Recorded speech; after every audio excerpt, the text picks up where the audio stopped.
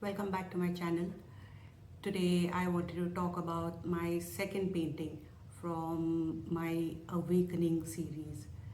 In my first video, the video before this, I spoke about the first chapter of my life where I began this journey of awakening. The first painting was called The Search Within, where I spoke about a human being, anyone who's feeling the need to find answers, to ask questions that they've never asked before in their lives. And they decide to go within. You have to go within and find your answers, ask your own questions, find your own answers, and try to make sense of it.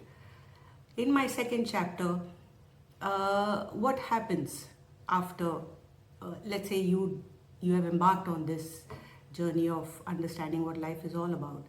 You can sit in peace, you can sit in solitude, you can sit in the silence, and then what?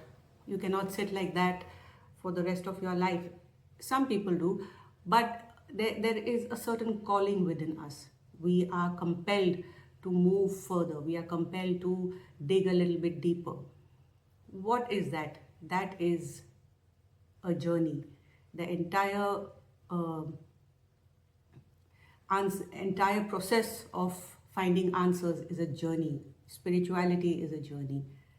So in my second chapter of my awakening series, my second painting is called The Journey of 1,000 Miles.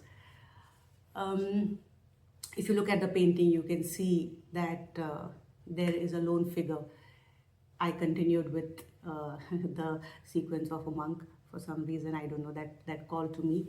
But if you look at him, he is walking all alone with a staff in his hand. He's on a path, and it is not a well-paved path. It is rough, it is raw, and he has taken the first step. In my understanding, in my process, when I was going through it, I think the first step is the most crucial step. When you take the first step, you want to go ahead on this journey and you want to dig deeper. You're courageous enough, and you get up from your solitude, you get up from your silence and say, okay, I'm going to take the first step. But to me, nobody talks about this, but to me, this first step is more crucial than even the decision.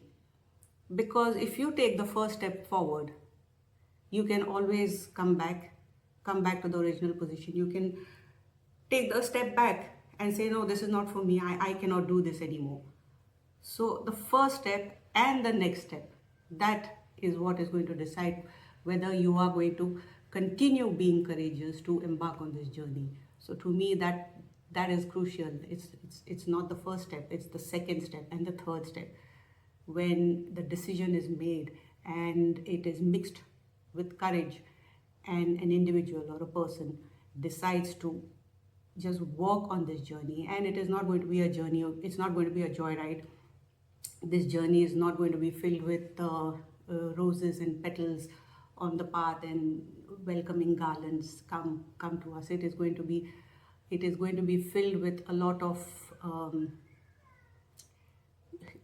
we all have our different experiences when we walk on this journey, but it requires a lot of courage. So I don't want to put brackets that it is filled with tears, and it's different. It may be filled with tears for me, it may not be filled with tears for you, it may be filled with a lot of clarity for you.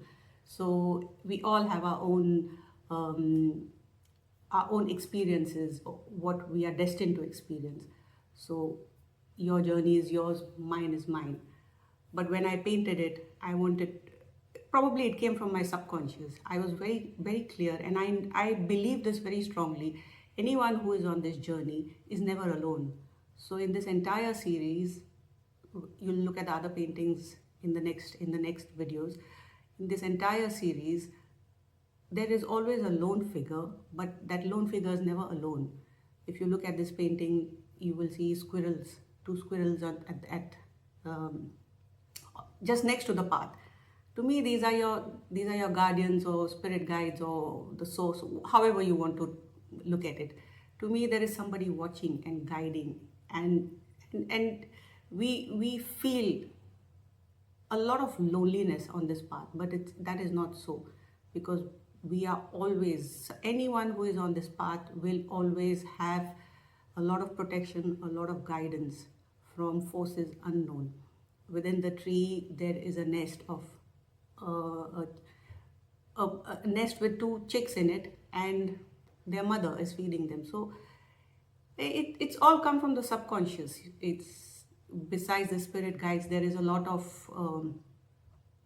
sense of safety as well, the safety of being with your family. So if someone is on this journey, you feel you're alone, but you never know, your family is there, they're always there to support you. And it's just that we feel we don't want to speak to anybody, but they are there. So anyone who is decided or who is in the process of um, finding some answers, life less figuring out some life lessons, finding some answers to the difficult questions that have been lingering in your mind, please know that you're not alone. If there is an invisible force that you are not aware of, they are there, they are watching you. But on a tangible level, if you look around, you always have, it could be your best friend, it could be your pet, it could be your family, it could be some loved one, it could be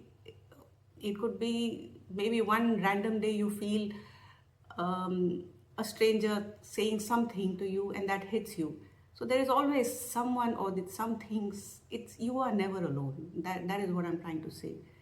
So uh, anyone who's on this journey, I thought of sharing this process that I went through in my life, and I don't know if it'll resonate with anyone.